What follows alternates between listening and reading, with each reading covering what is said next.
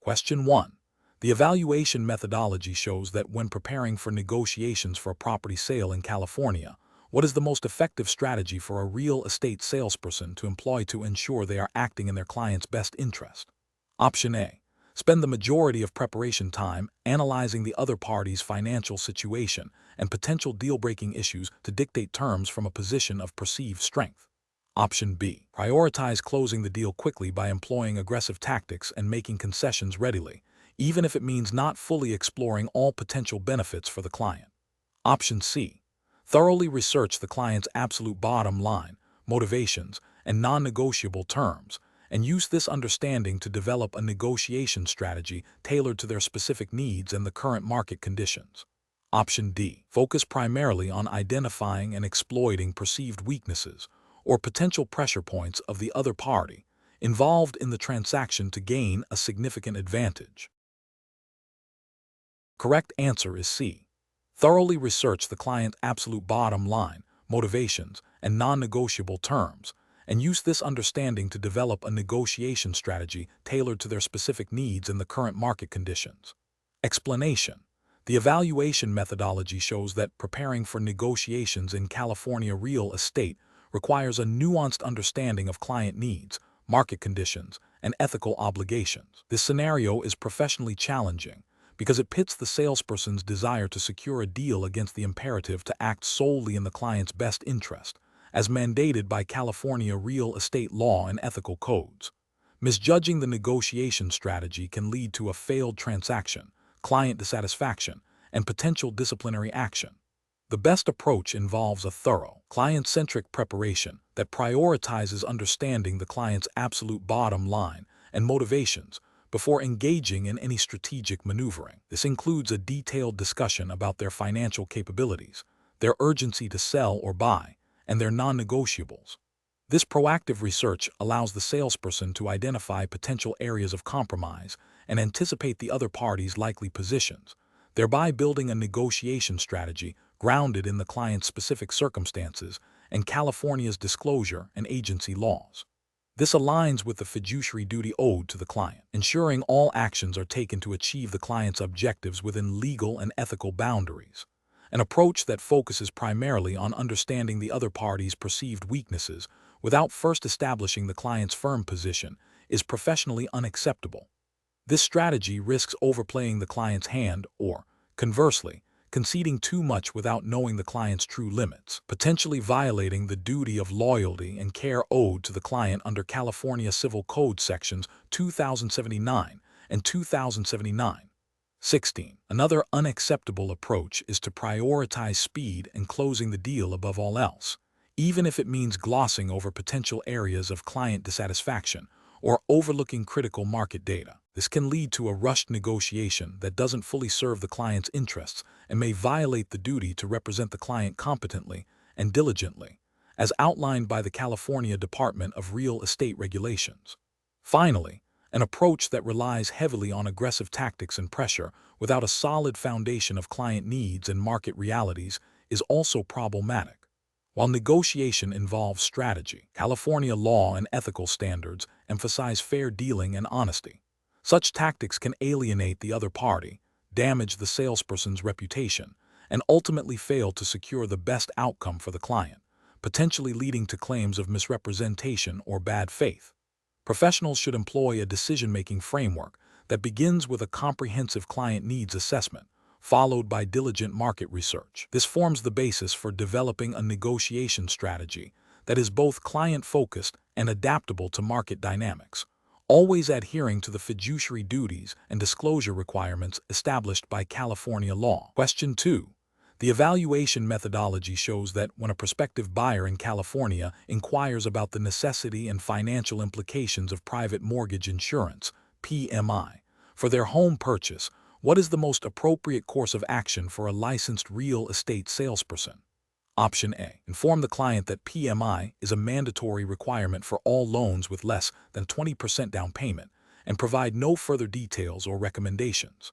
Option B. Educate the client on the general purpose and cancellation provisions of PMI.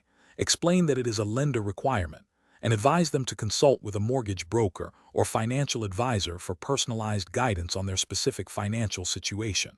Option C. Recommend a specific mortgage product from a particular lender that claims to eliminate PMI without fully disclosing the product's terms or any potential referral arrangements.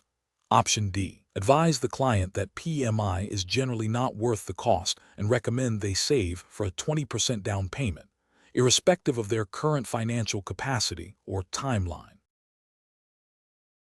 Correct answer is B. Educate the client on the general purpose and cancellation provisions of PMI, explain that it is a lender requirement, and advise them to consult with a mortgage broker or financial advisor for personalized guidance on their specific financial situation. Explanation. The evaluation methodology shows that understanding the nuances of private mortgage insurance, PMI, is crucial for real estate professionals in California, particularly when advising clients on loan options. This scenario is professionally challenging because it requires the licensee to balance providing helpful information with avoiding the unauthorized practice of law or providing financial advice beyond their scope.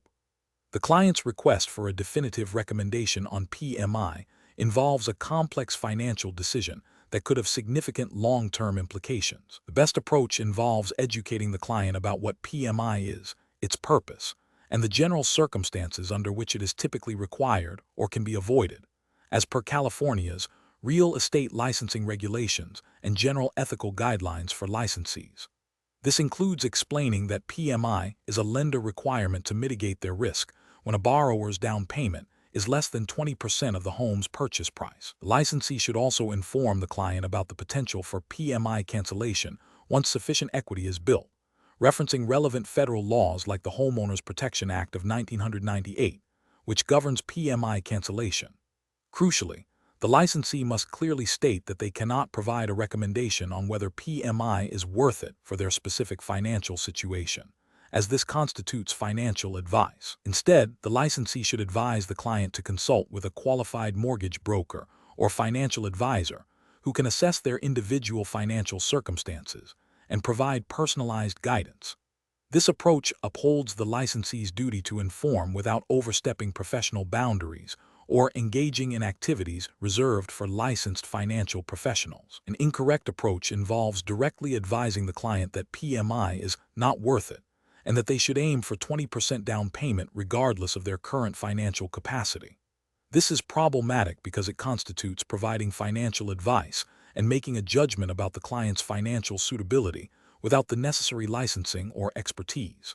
It also fails to acknowledge that PMI, while an added cost, can enable homeownership sooner for individuals who may not have a 20% down payment readily available. This approach could lead to the client making a decision that is not in their best financial interest, potentially causing them harm and exposing the licensee to liability. Another incorrect approach is to simply state that PMI is a requirement and leave it at that, without providing any context or explanation of its purpose, cancellation provisions, or the availability of professional advice. This is a failure to adequately inform the client, which is a core ethical duty of a real estate licensee. While it avoids giving financial advice, it also fails to empower the client with the knowledge they need to make an informed decision or seek appropriate assistance. Finally, an incorrect approach would be to recommend a specific lender or mortgage product that allegedly avoids PMI without fully understanding the terms and conditions of that product, or without disclosing any potential referral fees or conflicts of interest. This could be construed as steering the client towards a particular product for the licensee's benefit rather than the client's, and it also ventures into the realm of financial product recommendation, which is outside the scope of a real estate salesperson's license in California.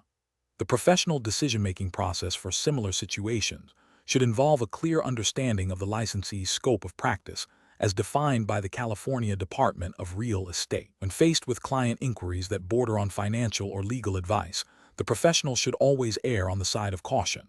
The framework involves 1. Identifying the client's need for information. 2. Providing factual, educational information within the scope of real estate practice. 3. Clearly delineating what constitutes financial or legal advice and stating that the licensee is not qualified to provide it. 4. Recommending that the client seek advice from appropriately licensed professionals, G. Mortgage brokers, financial advisors, attorneys. 5. Documenting the conversation and the advice provided to the client. Question 3. Market research demonstrates that a married couple in California is selling their primary residence. The husband states that they acquired the property during their marriage and that he wants to ensure his wife automatically inherits the entire property upon his passing without the need for probate. Based on California property law, what is the most accurate description of their likely ownership and the implications for the sale? Option A. The property is likely held as community property, and the husband can unilaterally list and sell the property without his wife's consent due to his marital status. Option B. The property is likely held as community property with right of survivorship, meaning upon the death of one spouse, the property automatically passes to the surviving spouse, and both spouses have equal management and control rights. Option C. The property is likely held as community property, and upon the death of one spouse, it will pass according to the deceased spouse's will or California's intestate succession laws, potentially involving probate. Option D. The property is likely held in joint tenancy, allowing for a right of survivorship, but this form of ownership is not typically presumed for married couples in California. The correct answer is B. The property is likely held as community property with right of survivorship, meaning upon the death of one spouse, the property automatically passes to the surviving spouse, and both spouses have equal management and control rights.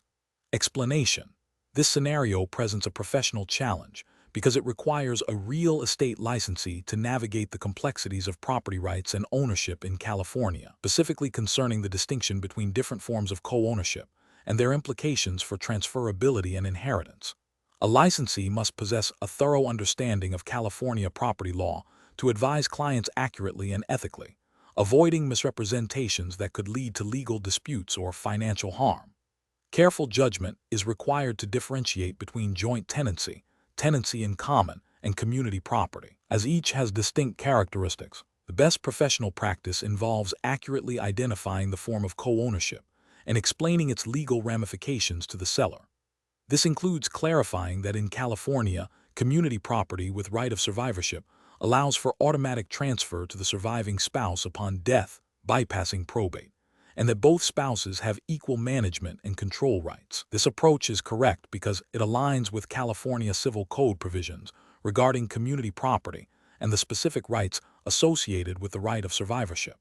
It ensures the seller receives accurate information, enabling them to make informed decisions about listing and selling their property, and upholds the licensee's fiduciary duty to act in the client's best interest with honesty and competence. An incorrect approach would be to assume that all married couples in California automatically hold property as community property, without considering the right of survivorship. This is a failure because, while the property may be community property, the absence of the right of survivorship would mean the property would pass according to the deceased spouse's will or California's intestate succession laws, potentially involving probate. This mischaracterization could lead to the seller misunderstanding the implications for their heirs and the probate process. Another incorrect approach would be to advise the seller that they can unilaterally list and sell the property without the consent of their spouse, simply because they are married. This is a significant regulatory and ethical failure. In California, community property, even without the right of survivorship, generally requires the consent of both spouses for its transfer or encumbrance. Failing to obtain spousal consent violates California Civil Code and the fundamental principles of co-ownership, potentially rendering the sale invalid and exposing the licensee to liability. A further incorrect approach would be to suggest that the property is held in joint tenancy. While joint tenancy also allows for a right of survivorship, it is a distinct form of ownership that typically requires specific language in the deed and is not automatically presumed for married couples in California. Confusing community property with joint tenancy is a failure to accurately assess the ownership structure and its legal consequences, which could lead to incorrect advice regarding inheritance and transfer. Professionals should employ a decision-making framework that prioritizes accurate legal understanding and client education. This involves 1. Actively listening to the client's description of their property ownership. 2. Consulting relevant California property law and statutes to confirm the characteristics of the described ownership. 3. Clearly and concisely explaining the legal implications of the identified ownership structure to the client, including rights of survivorship, management control, and inheritance, and 4. Documenting all advice given to the client. If there is any ambiguity, the professional should advise the client to seek legal counsel from a qualified attorney. Question 4. Market research demonstrates that environmental concerns are increasingly influencing real estate transactions in California. A real estate licensee is representing a seller of a property located in an area known for historical agricultural use, raising potential concerns about soil contamination from past pesticide application. The licensee is aware of this historical context, but has no direct knowledge of current contamination levels. Which of the following represents the most appropriate course of action for the licensee in California? A. Advise the seller to obtain a professional environmental assessment of the property and ensure all findings, along with the property's historical agricultural use, are disclosed to prospective buyers through appropriate California disclosure forms. B. Inform prospective buyers that the property has a history of agricultural use and suggest they conduct their own environmental testing if they are concerned about potential contamination. C. Advise the seller that since there is no direct evidence of contamination, no disclosure is necessary regarding the historical agricultural use or potential environmental risks. D. Research general environmental regulations applicable to agricultural land in California and provide a summary to the seller, without recommending specific property assessments or disclosures. Option A. Research general environmental regulations applicable to agricultural land in California and provide a summary to the seller, without recommending specific property assessments or disclosures. Option B. Inform prospective buyers that the property has a history of agricultural use and suggest they conduct their own environmental testing if they are concerned about potential contamination. Option C. Advise the seller to obtain a professional environmental assessment of the property and ensure all findings, along with the property's historical agricultural use, are disclosed to prospective buyers through appropriate California disclosure forms. Option D. Advise the seller that since there is no direct evidence of contamination, no disclosure is necessary regarding the historical agricultural use or potential environmental risks. The correct answer is C. Advise the seller to obtain a professional environmental assessment of the property and ensure all findings, along with the property's historical agricultural use, are disclosed to prospective buyers through appropriate California disclosure forms. Explanation: this scenario is professionally challenging because it requires a real estate licensee to navigate the intersection of environmental concerns and property disclosure obligations within California's specific regulatory framework.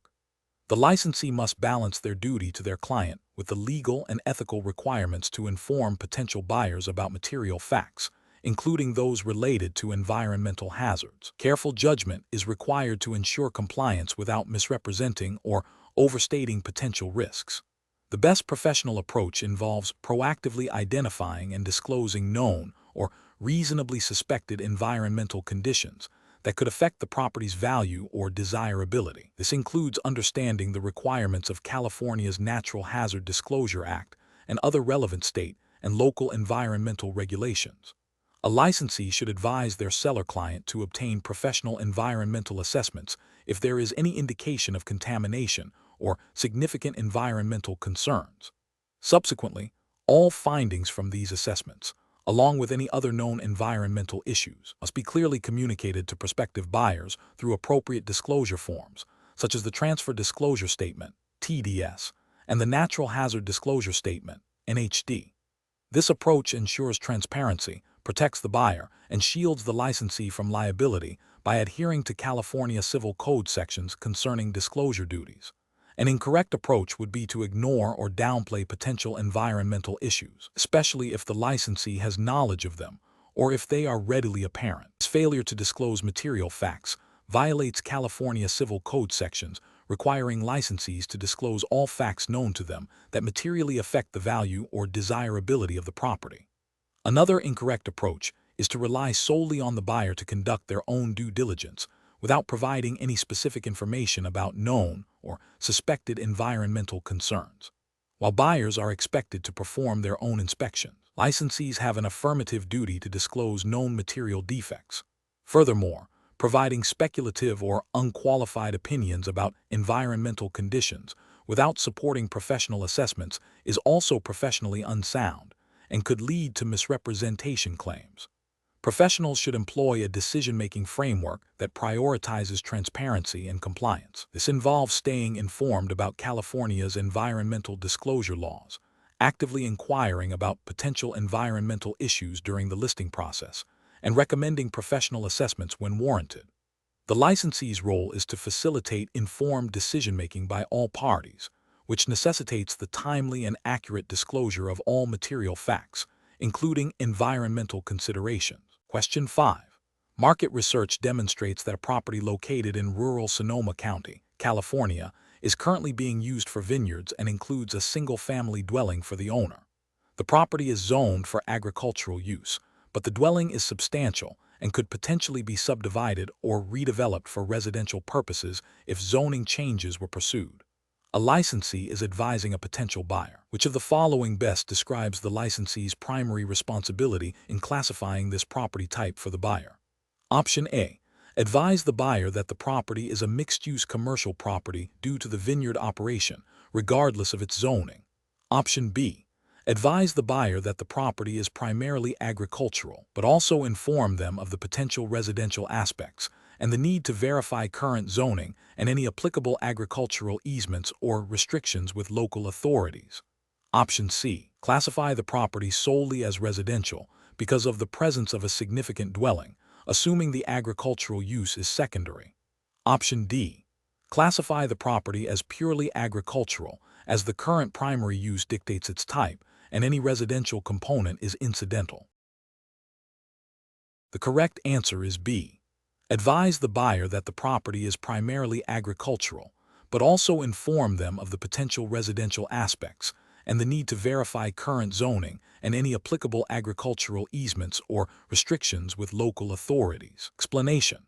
This scenario is professionally challenging because it requires a real estate licensee to accurately identify and advise on the distinct legal and regulatory implications of different property types within California. Misclassifying a property can lead to significant legal and financial repercussions for both the client and the licensee, including potential disciplinary action from the California Department of Real Estate (DRE). Careful judgment is required to ensure compliance with California's specific zoning laws, disclosure requirements, and agricultural land use regulations. The best professional approach involves a thorough understanding of the property's current use, zoning, and any potential for future development or agricultural designation. This includes consulting official zoning maps, local ordinances, and potentially engaging with local planning departments or agricultural commissioners if the property's classification is ambiguous. This approach ensures that the licensee provides accurate advice aligned with California law, protects the client's interests by informing them of all relevant considerations, and upholds the licensee's ethical and legal obligations. An incorrect approach would be to assume the property's classification based solely on its appearance or a general understanding of its surroundings without verifying official designations. For instance, labeling a property as purely residential when it has a significant portion zoned for agricultural use, or vice versa, without due diligence, fails to meet the standard of care expected of a California licensee. This oversight could lead to a client making investment decisions based on incomplete or inaccurate information, potentially violating zoning laws or missing out on specific agricultural incentives or restrictions. Another incorrect approach is to provide a definitive classification without consulting official sources, thereby offering unqualified advice that could be legally binding or misleading. This bypasses the critical step of verification mandated by professional standards and DRE regulations. Professionals should employ a decision-making framework that prioritizes verification and accurate classification. This involves 1. Actively seeking and reviewing official documentation, zoning maps, permits, agricultural assessments. 2. Understanding the specific definitions and regulations for each property type under California law. 3. Clearly communicating any ambiguities or the need for further professional consultation, e.g., with a land use attorney or appraiser to the client, and 4. Documenting all findings and advice provided. Question 6. Market research demonstrates that in California, loan originators often face pressure from borrowers to expedite the loan approval process. A salesperson is presented with a loan application where the borrower is eager to close quickly, and has provided preliminary income documentation. The borrower insists they can comfortably afford the proposed loan payments and urges the salesperson to proceed with approval based on their assurances, even before a full appraisal and complete income verification are finalized. Which of the following approaches best aligns with California's regulatory framework and ethical lending practices for loan underwriting and approval?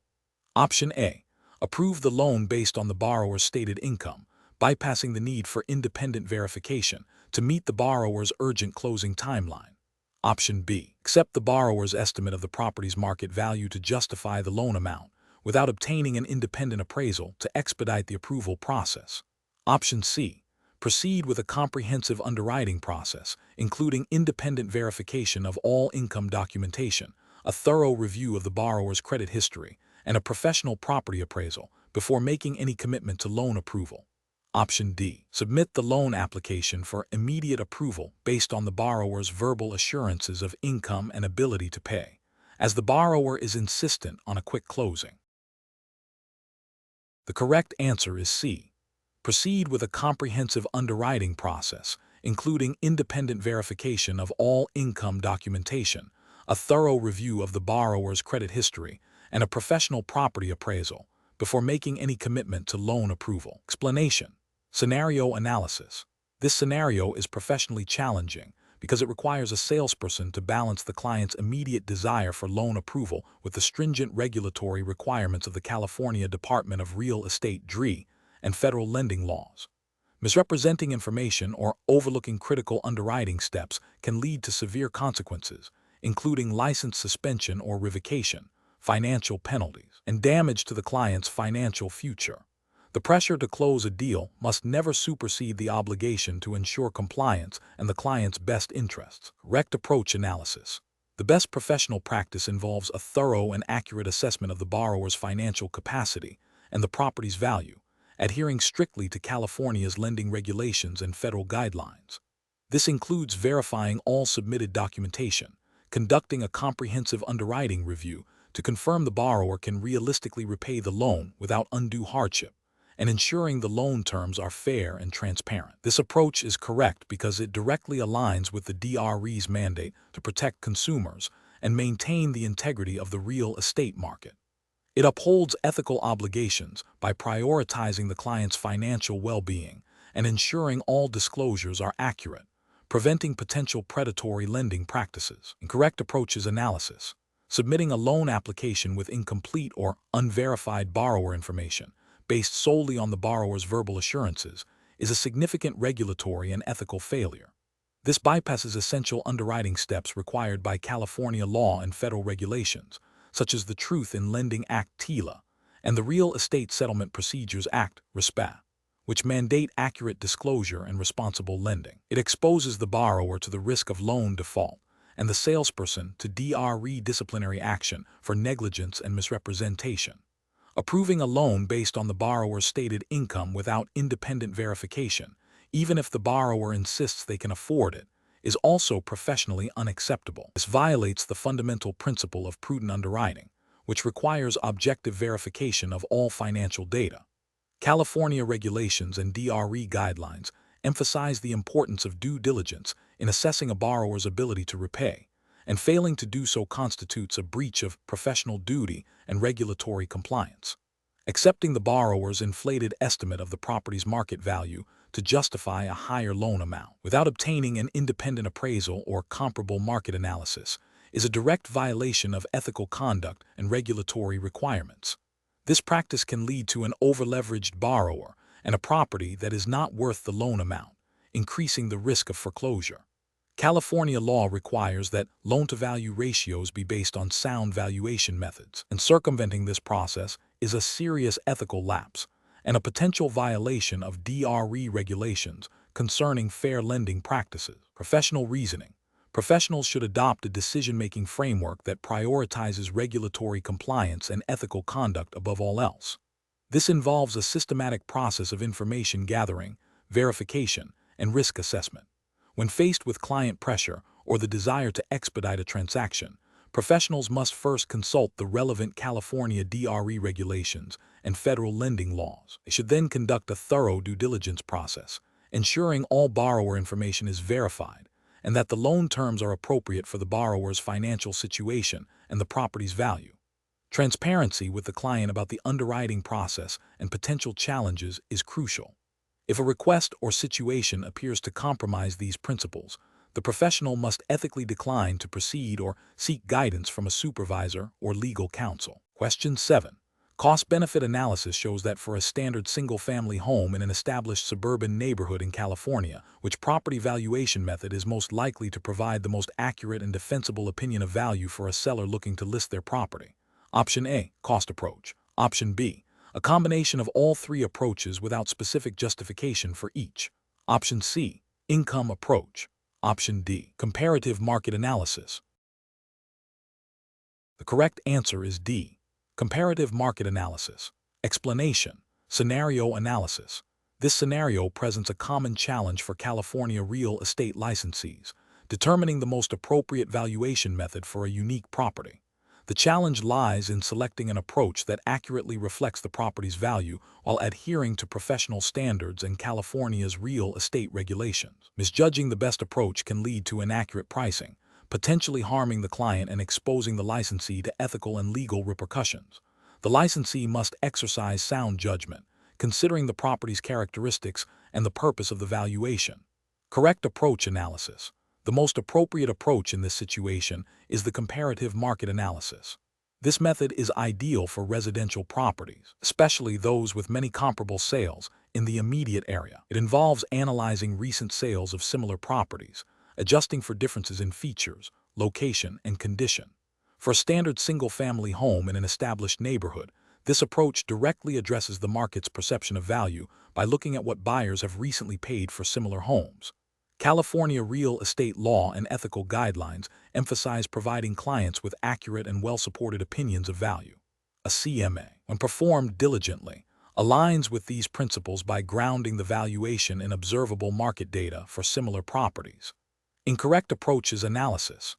Using the income approach would be inappropriate and potentially misleading for a standard single-family residence not primarily purchased for its income-generating potential. This approach is best suited for investment properties like apartment buildings or commercial spaces where rental income is the primary driver of value. Applying it to a single-family home would require making speculative assumptions about rental income and vacancy rates, which are not the primary considerations for most owner-occupant buyers. This could lead to an inaccurate valuation that doesn't reflect the true market value for the intended buyer. Employing the cost approach would also be an unsuitable primary method for this type of property. The cost approach estimates value by calculating the cost to replace or reproduce the property minus depreciation plus land value. While useful for unique properties with few comparables, like specialized commercial buildings or new construction, it is less reliable for older residential properties where depreciation is difficult to accurately estimate and market demand is a more significant factor. Over-reliance on this method for a standard home can result in a valuation that doesn't align with what buyers are willing to pay in the current market, failing to meet the professional obligation to provide a market-driven valuation. Professional reasoning. When faced with property valuation, a California licensee should first consider the property type and its primary use. Residential properties, the comparative market analysis is generally the most reliable and market-responsive method. The licensee should then gather data on recent sales of similar properties, making objective adjustments for differences. If the property has unique characteristics or is an investment property, the licensee should then consider the income or cost approaches, but only if they are demonstrably more appropriate and supported by available data. The ultimate goal is to provide an opinion of value that is defensible, market-based, and ethically sound, adhering to the principles of fair dealing and competent service as mandated by California real estate regulations. Question 8. Cost-benefit analysis shows that understanding various real estate investment vehicles can be beneficial for clients. A client in California is interested in investing in real estate investment trusts, REIT, and asks their real estate salesperson for guidance on whether it's a good investment for their retirement goals. Which of the following represents the most appropriate and legally compliant response for the California licensed salesperson? Option A. Advise the client that REIT are a complex investment and that the salesperson is not qualified to discuss them, offering no further information. Option B. Provide a detailed analysis of the historical performance and projected returns of several different rates, comparing them to other asset classes. Option C. Explain the general concept of rate, including how they are structured, how they generate income, and that they are traded on major exchanges, while clearly stating that the salesperson cannot provide investment advice and recommending the client consult with a licensed financial advisor or investment professional for personalized recommendations. Option D. Recommend a specific publicly traded rate that the salesperson believes has strong growth potential, explaining why it aligns with the client's retirement goals. The correct answer is C. Explain the general concept of rate, including how they are structured, how they generate income, and that they are traded on major exchanges, while clearly stating that the salesperson cannot provide investment advice and recommending the client consult with a licensed financial advisor or investment professional for personalized recommendations. Explanation. This scenario is professionally challenging because it requires a real estate salesperson in California to advise a client on a complex investment vehicle, a real estate investment trust rate, without overstepping their licensing authority or providing advice that could be construed as investment advisory services, which are regulated by different bodies. The salesperson must balance providing helpful, accurate information with adhering to the strict boundaries of their California real estate license. The correct approach involves educating the client about what a rate is, its general characteristics, and how it functions as an investment in real estate, while clearly stating that the salesperson is not qualified to provide investment advice. This approach is correct because it aligns with California Department of Real Estate (DRE) regulations, which permit licensees to discuss general concepts of real estate investments, but prohibit them from offering specific investment recommendations or financial planning advice. By focusing on factual information about rate and disclaiming expertise in investment advising, the salesperson remains within their scope of practice, avoids potential liability, and upholds ethical standards by not practicing outside their licensed competency. An incorrect approach would be to recommend a specific rate or suggest that investing in rate is a guaranteed way to achieve the client's financial goals. This is ethically problematic and violates California DRE regulations by venturing into investment advisory services without the proper licensing. Another incorrect approach would be to simply dismiss the client's question without providing any educational context, which, while avoiding regulatory missteps, fails to meet the professional standard of assisting clients with their real estate-related inquiries to the best of their licensed ability. Finally, providing a detailed analysis of a specific rate financial performance or future prospects would also be inappropriate, as this constitutes investment advice. Professionals should approach such situations by first understanding the client's inquiry, and then assessing what information can be provided within the bounds of their license. If the inquiry touches upon areas requiring specialized licensing, like investment advising, the professional's duty is to provide general, factual information about the topic, and then strongly recommend that the client consult with a qualified and licensed professional in that specific field. Question 9. Analysis of a California real estate licensee's interaction with a first-time homebuyer reveals a need to guide them on financing options. The buyer expresses interest in utilizing government-backed loan programs like FHA, VA, or USDA loans to purchase a property in Riverside County. What is the most appropriate and compliant course of action for the licensee to take regarding these loan types? Option A. Advise the buyer that they are definitely eligible for an FHA loan because they have a credit score above 620 and have stable employment, and proceed with marketing properties that meet FHA guidelines. Option B. Explain that qualifying for any government-backed loan is straightforward and primarily depends on having a down payment of at least 3.5%, and then focus the property search on homes within that price range.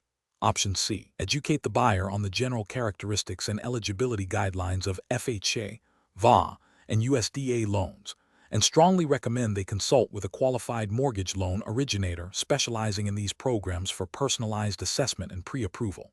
Option D. Recommend a specific mortgage lender to the buyer, assuring them this lender has the best rates for VA loans, and facilitate a direct introduction without further discussion of the buyer's financial details. The correct answer is C. Educate the buyer on the general characteristics and eligibility guidelines of FHA, VA, and USDA loans, and strongly recommend they consult with a qualified mortgage loan originator specializing in these programs for personalized assessment and pre-approval. Explanation. Scenario analysis.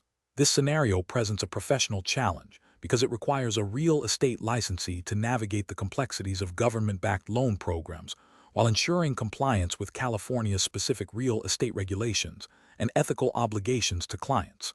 Misunderstanding or misrepresenting the nuances of FHA, VA, or USDA loans can lead to significant financial harm for buyers, legal repercussions for the licensee, and damage to the licensee's reputation. The core challenge lies in providing accurate, client-centric guidance that aligns with the specific eligibility criteria and operational requirements of these loan types, all within the framework of California's Department of Real Estate DRE guidelines. Correct approach analysis.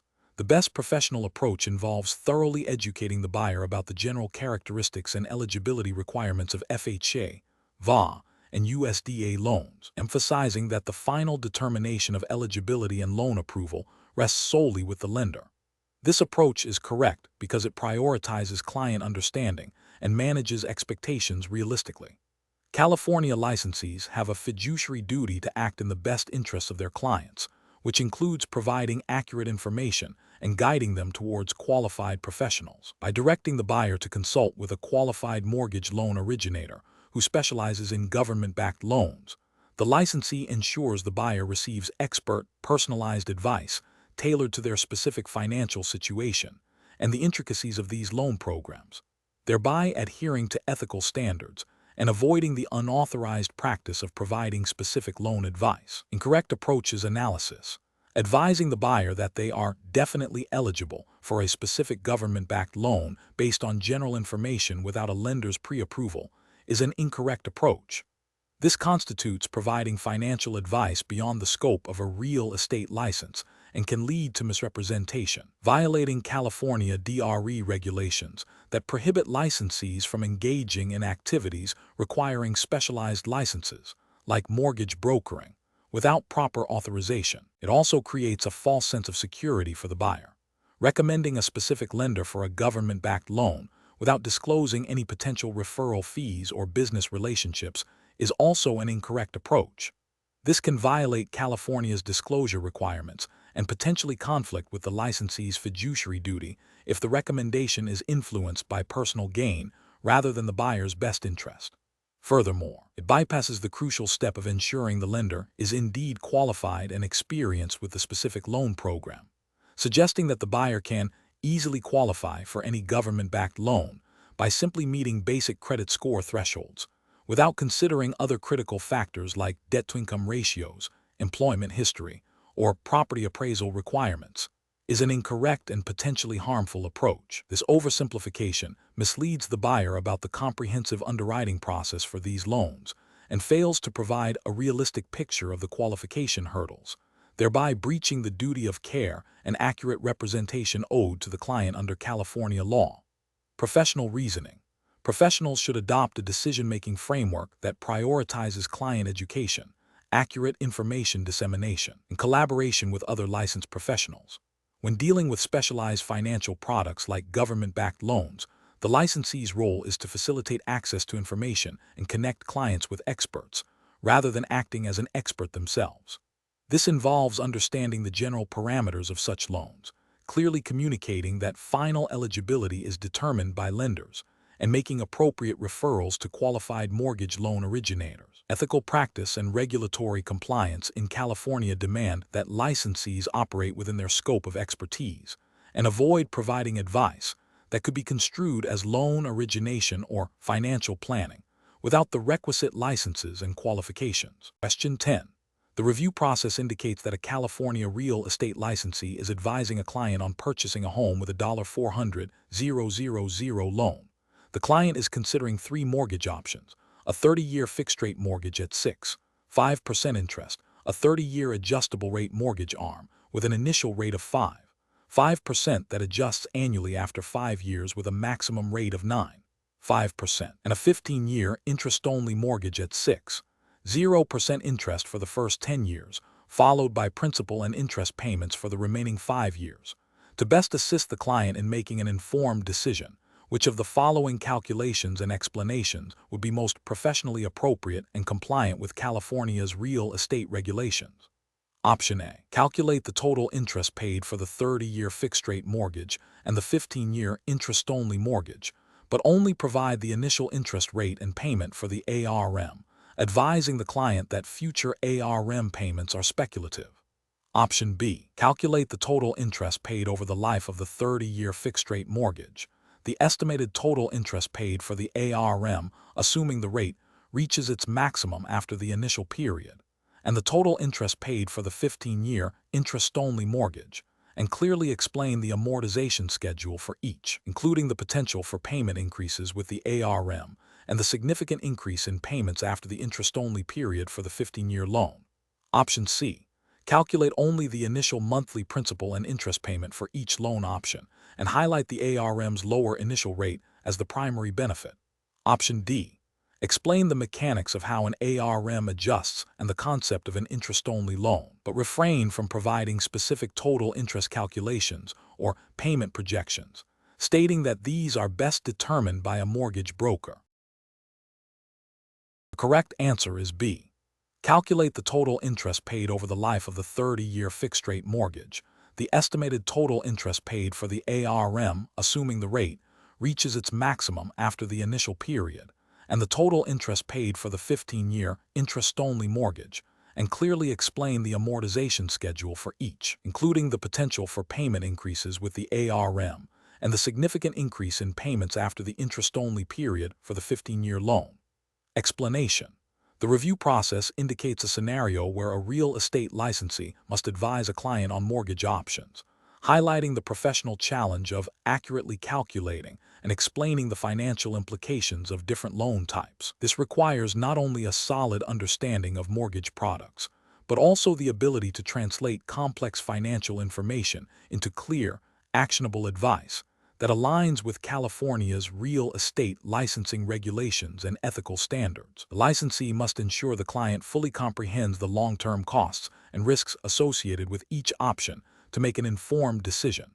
The best approach involves accurately calculating the total interest paid over the life of each loan and clearly explaining the amortization schedules and potential payment fluctuations. This directly addresses the client's need for comprehensive financial understanding.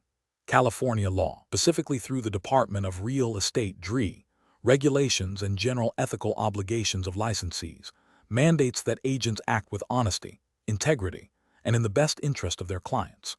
Providing precise calculations and transparent explanations of how each mortgage type functions financially fulfills this duty by empowering the client with the necessary information to assess affordability and risk. An approach that focuses solely on the initial monthly payment without considering the total interest paid or the potential for payment increases is professionally deficient. This fails to meet the DRE's expectation of providing material information that could affect the client's decision. It misleads the client by presenting an incomplete financial picture, potentially leading to future financial hardship. Another incorrect approach is to only explain the mechanics of an adjustable rate mortgage ARM, without providing concrete examples of potential payment increases based on reasonable interest rate scenarios. This leaves the client vulnerable to unexpected payment shocks and does not adequately disclose the risks inherent in an ARM, violating the duty of full disclosure. Finally, an approach that prioritizes the loan product with the lowest initial interest rate without a thorough analysis of the total cost of borrowing over the loan term, including potential interest rate changes or the principal repayment structure, is also flawed. This can lead to a client choosing a loan that appears attractive initially, but becomes significantly more expensive over time, failing to uphold the licensee's fiduciary duty to secure the most advantageous terms for the client within their financial capacity. Professional reasoning in such situations requires a systematic process. First, thoroughly understand the client's financial goals and risk tolerance. Second, accurately calculate the key financial metrics for each mortgage option, including total interest paid, amortization schedules, and potential payment variations. Third, clearly and transparently communicate these findings to the client, using plain language and visual aids if necessary. Fourth, encourage the client to ask questions and ensure they comprehend the implications of each choice before making a decision. This structured approach ensures compliance with California's regulatory framework and upholds the highest ethical standards. Question 11. Performance analysis shows that a California real estate salesperson is assisting a client in reviewing a lease agreement for a residential property. The lease is a standard form, but the salesperson notices several clauses that could have significant implications for the tenant, including a provision for automatic rent increases based on a specific market index, and a clause outlining the tenant's responsibility for all exterior maintenance. The salesperson's client is a first-time renter. What is the most appropriate course of action for the salesperson to take? Option A. Present the lease agreement to the client and advise them to read it carefully, assuming they will understand the legal implications of all clauses. Option B. Highlight the rent increase clause but downplay the significance of the exterior maintenance clause, suggesting it is standard practice. Option C. Advise the client that the lease is a standard form, and therefore all clauses are typical and should not cause concern, encouraging them to sign quickly to secure the property. Option D. Clearly explain the specific clauses regarding automatic rent increases and tenant responsibility for exterior maintenance, detailing their potential impact and ensuring the client understands these terms before signing. The correct answer is D. Clearly explain the specific clauses regarding automatic rent increases and tenant responsibility for exterior maintenance, detailing their potential impact and ensuring the client understands these terms before signing. Explanation. Scenario analysis. This scenario is professionally challenging because it requires a real estate licensee to navigate the complexities of different lease agreement types and their implications for both landlords and tenants in California. Misunderstanding or misapplying the terms of a lease can lead to significant legal disputes, financial losses, and damage to the licensee's reputation and license. The licensee must exercise careful judgment to ensure compliance with California law and ethical obligations to clients. Correct approach analysis. The best professional practice involves clearly identifying the specific type of lease agreement being presented to the client and explaining its key terms and conditions in a manner that is easily understood. This includes detailing the duration of the lease, rent payment schedule, and any potential increases, responsibilities for maintenance and repairs, and clauses regarding early termination or renewal. This approach is correct because California law, specifically the Civil Code, mandates that real estate licensees act with honesty, integrity, and in the best interests of their clients. Providing a clear and comprehensive explanation of the lease terms ensures the client is fully informed, enabling them to make a sound decision and fulfilling the licensee's fiduciary duty. Incorrect approach is analysis. Presenting a standard residential lease agreement without thoroughly explaining its specific clauses, such as the rent control provisions applicable in certain California cities or the implications of a no-cause eviction clause, is an ethical failure. This approach fails to adequately inform the client of their rights and obligations under California law, potentially leading to future disputes. Another incorrect approach is to assume the client understands all legal jargon within the lease and to merely present the document for signature without any explanation. This demonstrates a lack of diligence and a failure to uphold the duty of care owed to the client, violating professional standards and potentially California's disclosure requirements. Finally, advising the client to sign a lease without reviewing it or highlighting potentially unfavorable terms, such as excessive late fees or restrictive pet policies, is a serious ethical breach. This demonstrates a disregard for the client's well-being and a failure to act in their best interest, which is a cornerstone of real estate practice in California. Professional reasoning. Professionals should approach lease agreement discussions by first identifying the client's needs and then thoroughly reviewing the proposed lease. They should then break down the lease into its core components, explaining each section in plain language, and highlighting any terms that are particularly important or potentially disadvantageous to their client. This process ensures informed consent and protects both the client and the licensee from future complications. Question 12. The performance metrics show a slight increase in client inquiries regarding financing terms after initial loan estimates are provided. A buyer client in California, who is a first-time homeowner, expresses confusion about the difference between the annual percentage rate (APRA) and the interest rate listed on their loan estimate. They ask you, their California licensed real estate salesperson, if the APRA is really what matters, or if they should just focus on the monthly payment. How should you best respond to this client's concern? Option A. State that as a real estate salesperson, you cannot provide financial advice and recommend they speak with their mortgage broker about the APRA and interest rate differences. Option B. Suggest that the APRA is a more complex calculation and that they should simply trust the lender's figures without needing to fully understand the distinction between it and the interest rate. Option C. Clearly explain that the APRA includes the interest rate plus other loan costs, providing a more comprehensive picture of the loan's true cost, and encourage them to review both figures on the loan estimate and closing disclosure. Option D. Advise the client that the APRA is often higher and can be confusing, suggesting they focus primarily on the monthly payment as that is the most tangible aspect of affordability. The correct answer is C. Clearly explain that the APRA includes the interest rate plus other loan costs, providing a more comprehensive picture of the loan's true cost, and encourage them to review both figures on the loan estimate and closing disclosure. Explanation. Scenario analysis. This scenario is professionally challenging because it requires a salesperson to navigate a client's potential misunderstanding of financing terms while upholding their fiduciary duty and adhering to California real estate law. The salesperson must balance providing helpful information with avoiding the unauthorized practice of law or providing financial advice, which are outside the scope of a real estate license. Careful judgment is required to ensure the client is accurately informed without overstepping professional boundaries. Correct approach analysis. The best professional practice involves clearly and accurately explaining the terms of the loan as presented in the official loan documents, such as the loan estimate and closing disclosure.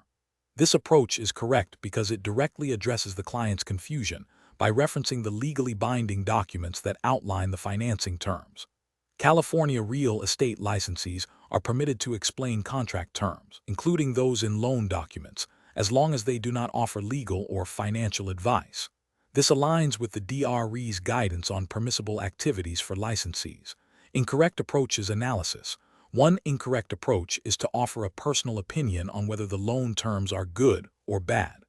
This constitutes providing financial advice, which is outside the scope of a real estate license and could lead to liability if the client suffers financial loss based on that opinion. It also risks misinterpreting complex financial instruments. Another incorrect approach is to suggest the client ignore the specific interest rate and focus only on the monthly payment. This is problematic because the interest rate is a fundamental component of the loan's cost and long-term financial impact. Advising a client to disregard such a critical term is misleading and potentially harmful, violating the duty of full disclosure and good faith. A further incorrect approach is to recommend that the client seek advice from a specific mortgage broker or lender without first ensuring the client understands the provided loan documents. While referring clients to qualified professionals is appropriate, doing so without attempting to clarify the existing documentation first can be seen as avoiding the salesperson's responsibility to facilitate understanding of the transaction's core components.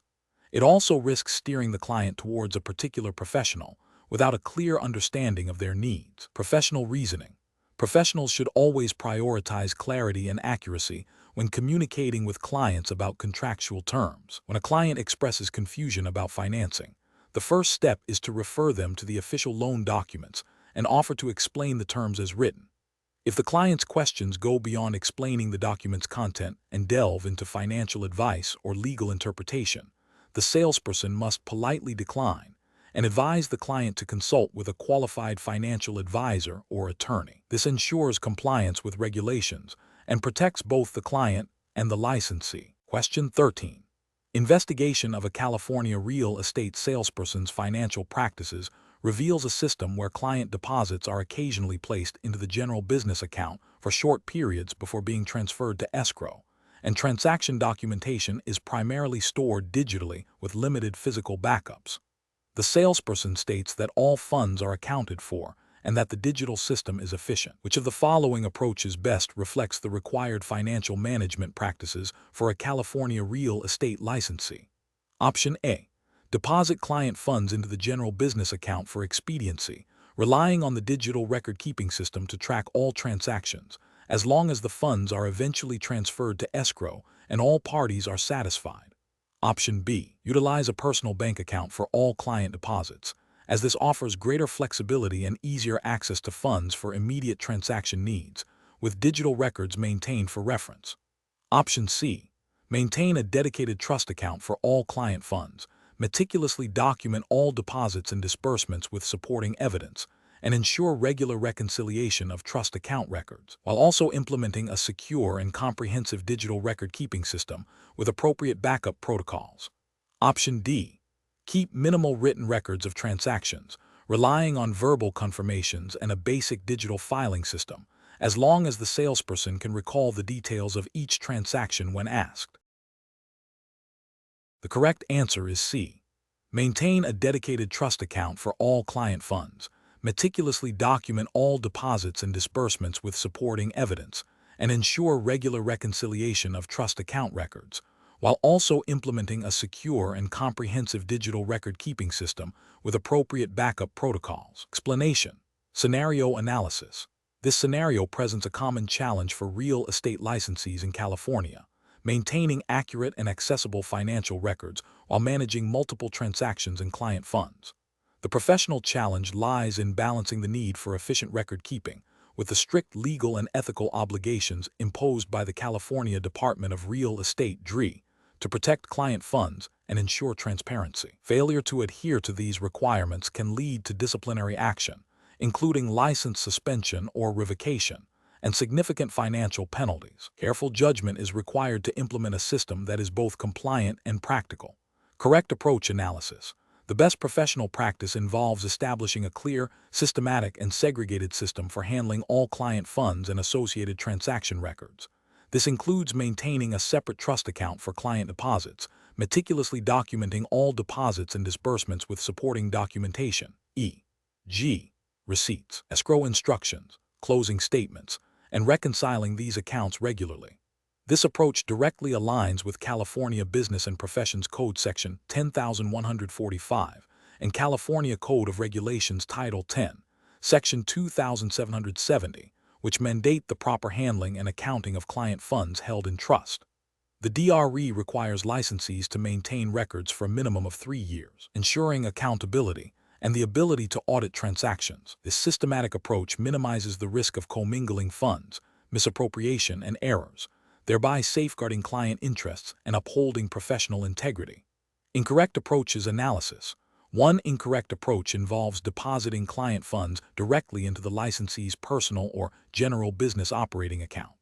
This is a direct violation of California Business and Professions Code Section 10145, which strictly prohibits commingling of client funds with the licensee's personal or business funds. Such commingling makes it difficult to track client funds accurately, increases the risk of accidental use of client money, and can lead to disputes and DRE sanctions.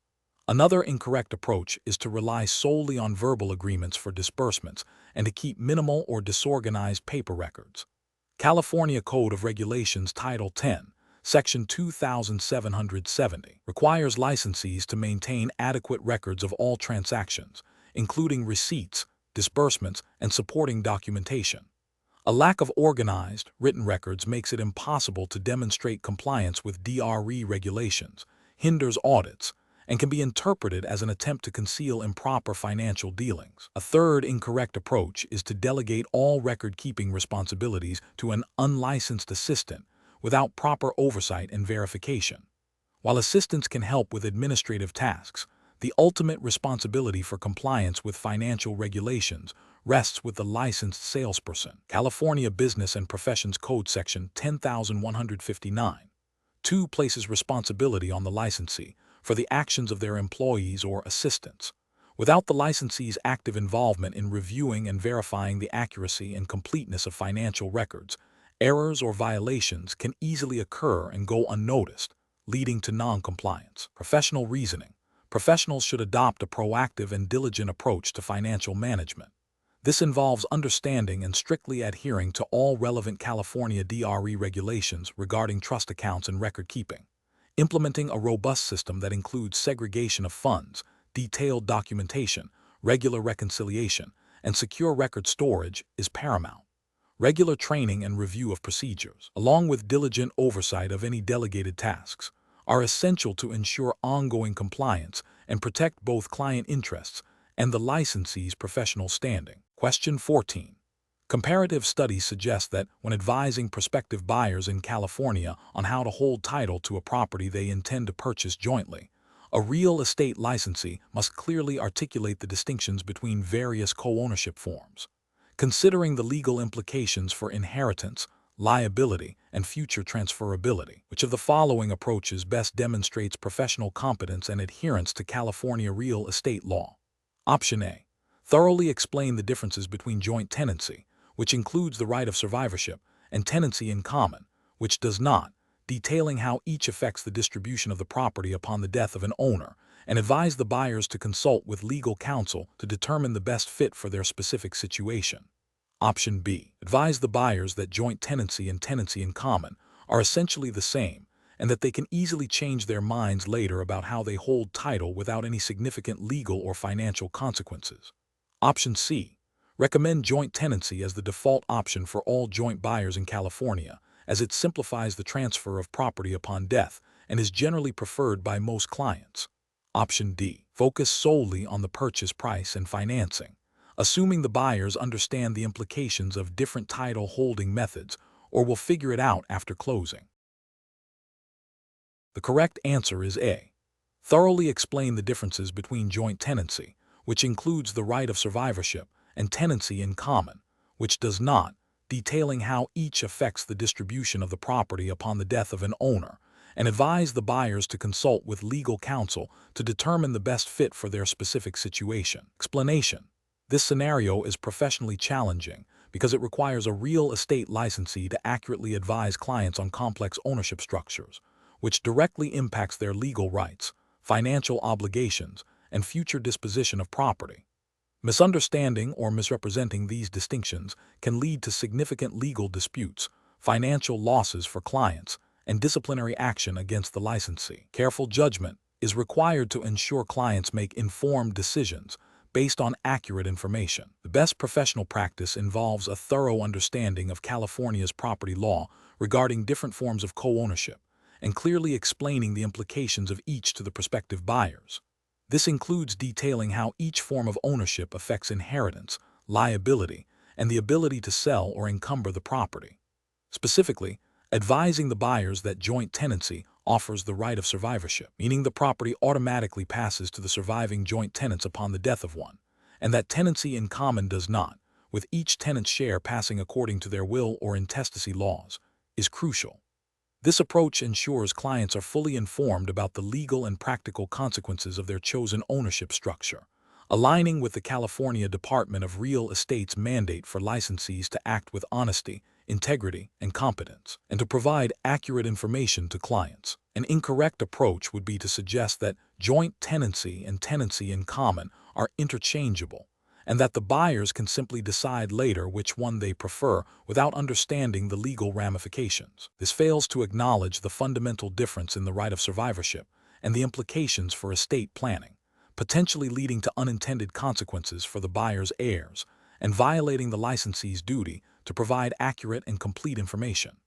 Another incorrect approach would be to recommend one form of ownership over the other without understanding the buyer's specific needs, goals, and family situation, thereby overstepping the licensee's role and potentially providing unsuitable advice. Finally, advising the buyers that they can convert their ownership from tenancy in common to joint tenancy at any time without understanding the legal procedures and potential tax implications involved is also professionally unsound and could lead to future complications.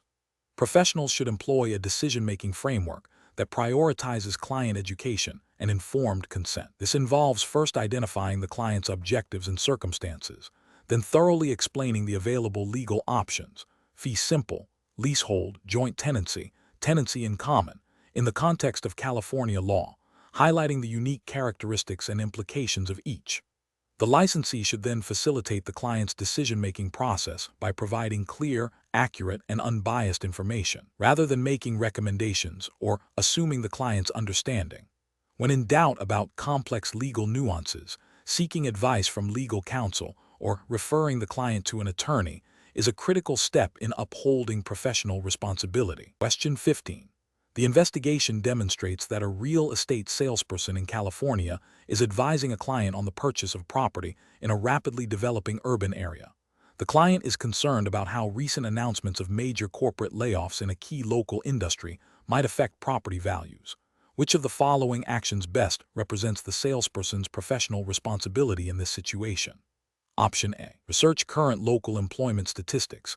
Analyze the potential impact of the layoffs on the broader economy and housing demand in the specific neighborhood, and present this objective analysis to the client, explaining how these factors may influence property values. Option B. Downplay the significance of the layoffs and focus exclusively on the positive aspects of the local market, such as upcoming infrastructure projects, without addressing the client's specific concerns about economic downturns. Option C. Provide the client with a single data point, such as the number of job losses, and state definitively that property values are likely to decrease by a specific percentage within the next 6 months. Option D. Assure the client that the market is strong and that the layoffs are isolated incidents that will not significantly impact property values in the long term, focusing only on recent historical appreciation data. The correct answer is A. Research current local employment statistics. Analyze the potential impact of the layoffs on the broader economy and housing demand in the specific neighborhood, and present this objective analysis to the client, explaining how these factors may influence property values. Explanation. The investigation demonstrates a scenario where a real estate salesperson in California must advise a client on the potential impact of local economic factors on property values. This is professionally challenging because economic indicators can be complex, fluctuate rapidly, and their precise impact on a specific property requires nuanced understanding beyond simple data presentation. Misinterpreting or misrepresenting these factors can lead to significant financial harm for the client and potential legal repercussions for the licensee.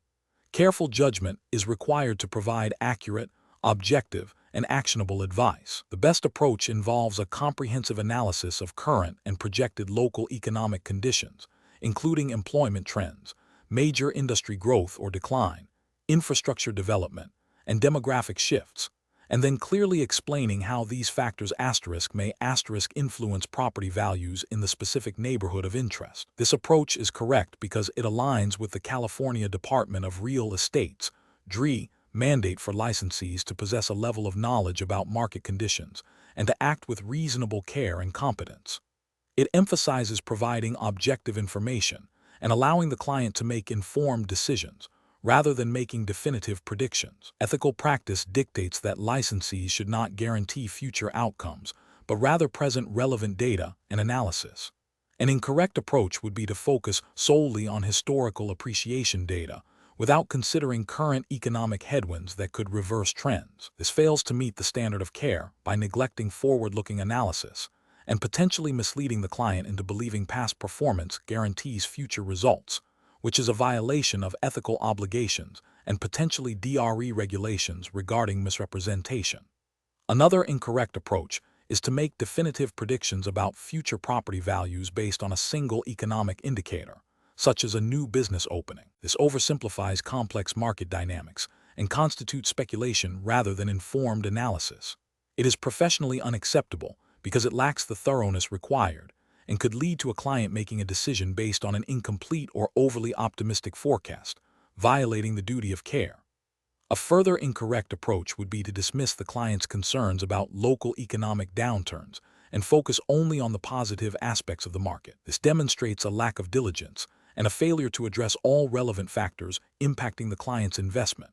It is ethically problematic as it prioritizes closing a deal over providing comprehensive and balanced advice, potentially violating the duty to act in the client's best interest. Professionals should employ a decision-making process that begins with understanding the client's goals and risk tolerance. They should then gather relevant, up-to-date economic data specific to the local market. This data should be analyzed for its potential impact on property values, considering both positive and negative influences. The findings should be communicated to the client clearly and objectively, explaining the potential implications without making guarantees.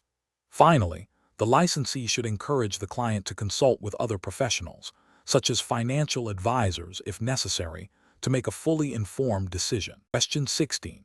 A real estate licensee in California is advising an investor client who needs to close on a property quickly and has limited traditional financing options.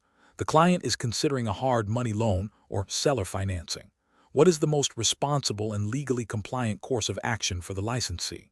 Option A. Strongly recommend the hard money loan due to its faster closing times, assuring the client that the higher interest rates are a necessary trade-off for speed. Option B. Present both options as equally advantageous, focusing primarily on the potential for quick acquisition without delving into the specific risks and complexities of each financing method. Option C. Facilitate the seller financing arrangement by drafting a basic promissory note and deed of trust, assuming the seller's attorney will handle all necessary legal protections for the client. Option D. Provide a detailed explanation of the terms, risks, and benefits of both hard money loans and seller financing, emphasizing the need for the client to consult with independent legal and financial advisors before making a decision. The correct answer is D. Provide a detailed explanation of the terms, risks, and benefits of both hard money loans and seller financing, emphasizing the need for the client to consult with independent legal and financial advisors before making a decision. Explanation. This scenario presents a professional challenge because it requires a real estate licensee in California to navigate complex financing options for a client while adhering to strict disclosure and fiduciary duties. The licensee must ensure the client fully understands the implications of each financing method, particularly the risks associated with hard money loans and the potential for conflicts of interest with seller financing. Careful judgment is required to balance the client's immediate needs with their long-term financial well-being and to maintain compliance with California real estate law. The best approach involves thoroughly educating the client about the characteristics, risks, and benefits of both hard money loans and seller financing. This includes explaining the typically higher interest rates and shorter terms of hard money loans, as well as the potential for the seller to have ongoing involvement or control in a seller financing arrangement. The licensee must facilitate the client's informed decision-making by providing objective information and encouraging consultation with independent financial and legal advisors.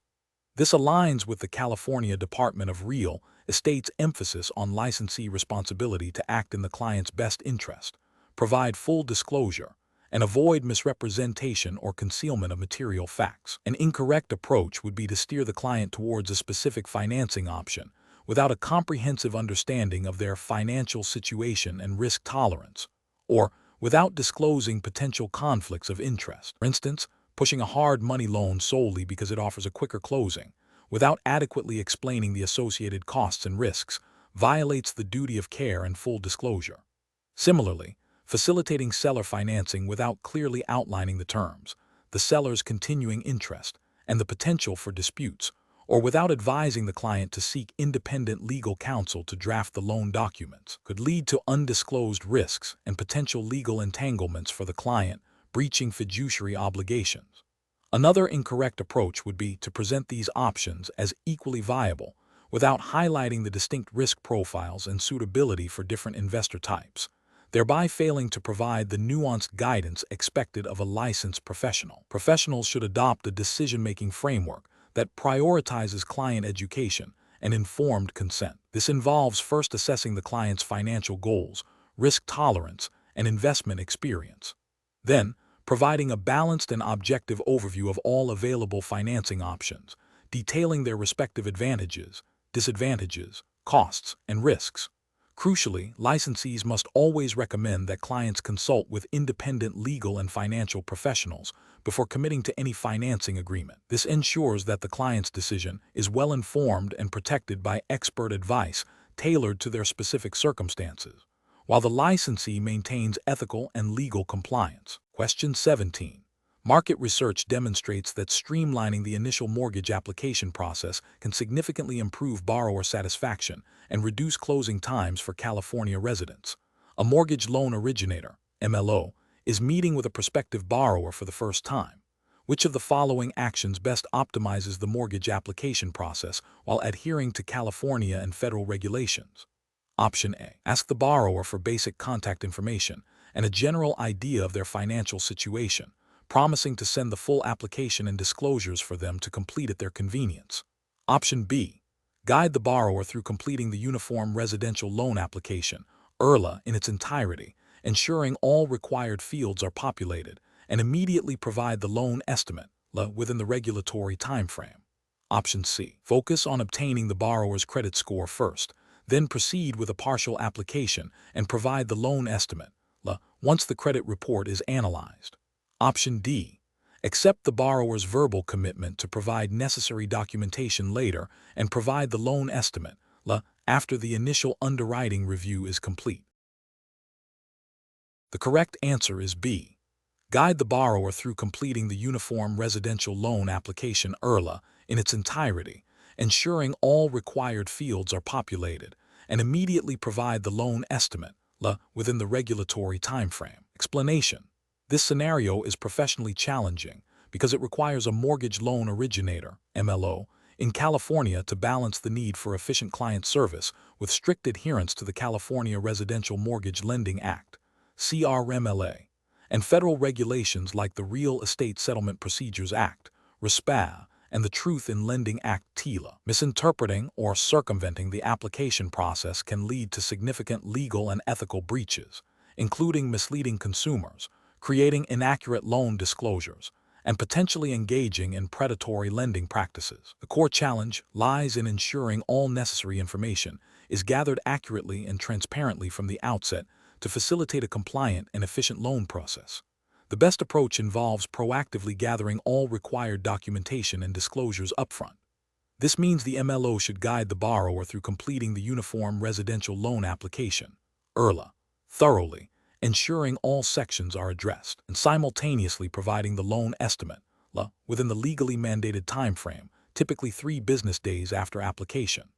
This comprehensive initial step ensures compliance with CRMLA disclosure requirements and federal RESPA/TILA mandates, setting a clear and accurate foundation for the entire mortgage process. It minimizes the risk of errors, delays, and the need for costly rescissions or redisclosures later on, an approach that delays providing the loan estimate until after the initial application is submitted, or that accepts an incomplete application without immediate follow-up for missing information, is professionally unacceptable. Delaying the LA violates RESPA and TILA, which require its timely delivery to allow consumers to compare loan offers. Accepting an incomplete application without a clear plan to obtain the missing details promptly can lead to inaccurate underwriting, misleading the borrower about their loan eligibility, and potentially violating CRMLA provisions regarding fair and honest dealing. Furthermore, an approach that relies on the borrower to recall and provide all necessary details without structured guidance during the initial application phase increases the likelihood of omissions and errors, undermining the integrity of the application process, and potentially leading to noncompliance with California's stringent lending standards. Professionals should adopt a decision-making framework that prioritizes regulatory compliance and consumer protection. This involves understanding the specific requirements of the CRMLA and federal lending laws, employing standardized application procedures, and maintaining open, transparent communication with borrowers throughout the process. When faced with a situation requiring information gathering, the professional should always err on the side of providing all legally mandated disclosures and seeking complete, accurate information from the outset, rather than taking shortcuts that could jeopardize compliance or the borrower's best interests. Question 18. Regulatory review indicates that a licensed real estate salesperson in California is representing a seller in the sale of a residential property. During the marketing phase, the salesperson learns that their sibling is interested in purchasing the property.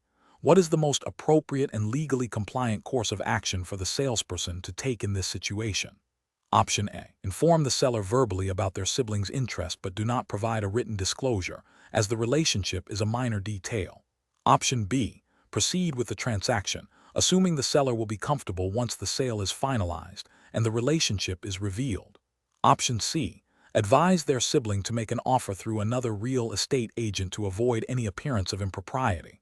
Option D. Immediately disclose in writing to the seller that their sibling is a potential buyer, and explain the nature of their relationship, allowing the seller to decide how to proceed. Correct answer is D. Immediately disclose in writing to the seller that their sibling is a potential buyer and explain the nature of their relationship, allowing the seller to decide how to proceed. Explanation. Scenario analysis. This scenario presents a professional challenge because it requires a real estate salesperson in California to navigate the delicate balance between client interests and their fiduciary duties, particularly when a potential conflict of interest arises. The salesperson must act with honesty, integrity, and in the best interest of their client, while also adhering to the strict disclosure requirements mandated by California real estate law. Failure to do so can result in disciplinary action from the California Department of Real Estate, DRE, civil liability, and damage to their professional reputation. Correct approach analysis. The best professional practice involves the salesperson immediately and fully disclosing the potential conflict of interest to their client in writing. This approach is correct because California law, specifically the Business and Professions Code, mandates that real estate licensees owe a fiduciary duty to their principals. This duty includes the obligation to disclose all material facts that could affect the principal's decision-making, including any personal interest the licensee might have in a transaction. By proactively disclosing their relationship with the potential buyer, the salesperson upholds their fiduciary duty, maintains transparency, and allows the client to make an informed decision about whether to proceed with the transaction or seek alternative representation. This aligns with the ethical standards expected of California real estate professionals. Incorrect approaches analysis. One incorrect approach involves the salesperson proceeding with the transaction without informing their client about their relationship with the buyer. This is a direct violation of California's disclosure requirements and the salesperson's fiduciary duty. It constitutes a failure to act with honesty and integrity, potentially leading to a breach of contract and DRE disciplinary action. Another incorrect approach is to only verbally inform the client about the relationship. A better than no disclosure, California law generally requires material disclosures to be in writing to provide clear and verifiable evidence of the information provided. Verbal disclosures are often difficult to prove and may not be considered sufficient by the DRE or in legal proceedings, leaving the client vulnerable and the salesperson exposed to liability. A further incorrect approach is to assume the client will be comfortable with the relationship and proceed without a formal disclosure, perhaps believing it is a minor detail. This demonstrates a lack of understanding of the stringent disclosure obligations under California real estate law. Even if the relationship seems insignificant, the potential for perceived or actual bias exists, and the client has the right to be fully informed and make their own judgment. This approach fails to uphold the principle of informed consent, which is central to fiduciary relationships. Professional reasoning. Professionals in California should adopt a proactive and transparent approach to all disclosures. When faced with a potential conflict of interest, the decision-making process should prioritize immediate, written disclosure to the client. This involves identifying the potential conflict, understanding the specific disclosure requirements under California Business and Professions Code, documenting the disclosure thoroughly, and obtaining the client's informed consent. If the client expresses discomfort or chooses not to proceed, the professional must respect that decision and potentially advise the client to seek independent counsel or representation. Question 19. Consider a scenario where a homeowner in Los Angeles, California, is facing foreclosure and approaches you, a licensed real estate salesperson, for assistance. The homeowner is distressed and has limited knowledge of their financing options. What is the most responsible and legally compliant course of action to take? Option A. Immediately recommend a specific hard money lender known for quick closings, as this will likely prevent the foreclosure. Option B. Advise the homeowner to consult with an independent real estate attorney and a certified financial planner to thoroughly review their financial situation and all available legal and ethical financing alternatives before making any decisions. Option C. Encourage the homeowner to pursue a short sale of their property as the fastest way to avoid foreclosure, without detailing other potential loan modification options. Option D. Suggest the homeowner refinance their existing mortgage to consolidate all their debts, which should improve their cash flow. The correct answer is B. Advise the homeowner to consult with an independent real estate attorney and a certified financial planner to thoroughly review their financial situation and all available legal and ethical financing alternatives before making any decisions. Explanation. Scenario analysis. This scenario is professionally challenging because it requires a real estate salesperson in California to navigate the complexities of a borrower's financial distress while upholding their fiduciary duties and adhering to California's strict real estate financing regulations. The salesperson must balance the borrower's immediate need for a solution with the long-term implications of various financing options, ensuring transparency and avoiding predatory practices. Missteps can lead to legal repercussions, loss of license, and severe damage to the client's financial well-being. Correct approach analysis. The best professional approach involves thoroughly understanding the borrower's financial situation and exploring all available legal and ethical financing options that align with California law. This includes advising the borrower to seek independent legal and financial counsel to fully comprehend the terms and consequences of any proposed loan. This approach is correct because it prioritizes the client's best interests, promotes informed decision-making, and adheres to the California Department of Real Estate's (DRE) regulations regarding disclosure, fair dealing, and avoiding misrepresentation. California law emphasizes the salesperson's duty to act with honesty and integrity, and guiding a borrower towards professional advice is a cornerstone of this duty, especially when dealing with potentially precarious financial situations. Incorrect approaches analysis. Recommending a specific hard money lender without a comprehensive review of the borrower's overall financial health, and without advising them to seek independent counsel, is an ethically and regulatorily unsound approach. This could be construed as steering the client towards a potentially unsuitable or predatory loan, violating the salesperson's duty of care, and potentially breaching California Civil Code sections related to disclosure and fair practices. Suggesting the borrower refinance with a new loan that consolidates existing debts without a clear understanding of the long-term impact on their credit and overall financial stability is also problematic.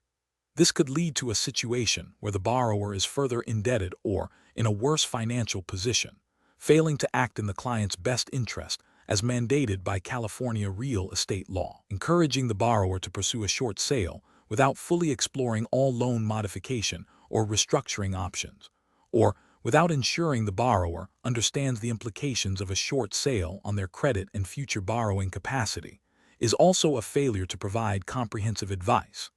The salesperson has a responsibility to present all viable alternatives and their consequences. Professional reasoning.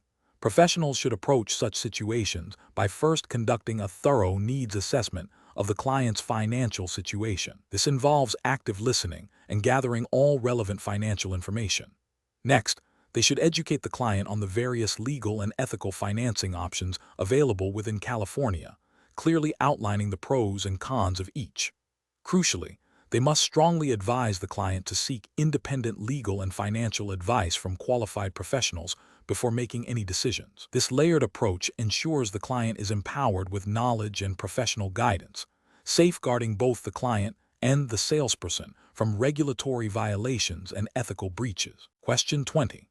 Upon reviewing the closing statement for a property sale in San Diego, California, a real estate licensee notices a discrepancy in the property tax proration. The seller is set to close escrow on March 15, 2024, and the total annual property tax for the property is $3,650.